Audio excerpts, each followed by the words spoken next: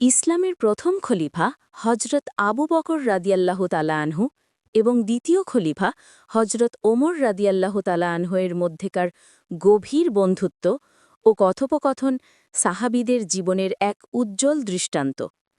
তাদের সম্পর্ক ছিল শ্রদ্ধা, ভালোবাসা ও পরামর্শে ভরা। একবার ইসলাম গ্রহণের প্রথম দিকে যখন কুরাইশদের অত্যাচার চরম সীমায়, তখন হজরত আবু বকর রাদিয়াল্লাহু তালা আনহু মক্কা ছেড়ে হিজরত করা সিদ্ধান্ত নিলেন। পথিমধ্যে তার সাথে ইবন আদ-দাগেনার দেখা হয়। ইবন আদ-দাগেনা ছিলেন কুরাইশদের অন্যতম নেতা। তিনি হজরত আবু বকর রাদিয়াল্লাহু তালা আনহুকে জিজ্ঞেস করলেন, আপনি কোথায় যাচ্ছেন?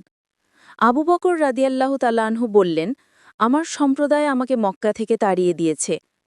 এখন আমি আল্লাহর জমিনে ঘুরে বেড়াব এবং আমার রবের ইবাদত করব। ইবন আদ-দাগেনা বললেন, আপনার মতো লোক তো বের হতে পারেন না, আর তাকেও বের করে দেওয়া উচিত নয়। আপনি আত্মীয়তার সম্পর্ক রক্ষা করেন, সৎ, অভাবীদের সহায়তাকারী, অতিথিপরায়ণ এবং বিপদে সাহায্যকারী। আমি আপনাকে নিরাপত্তা দিচ্ছি।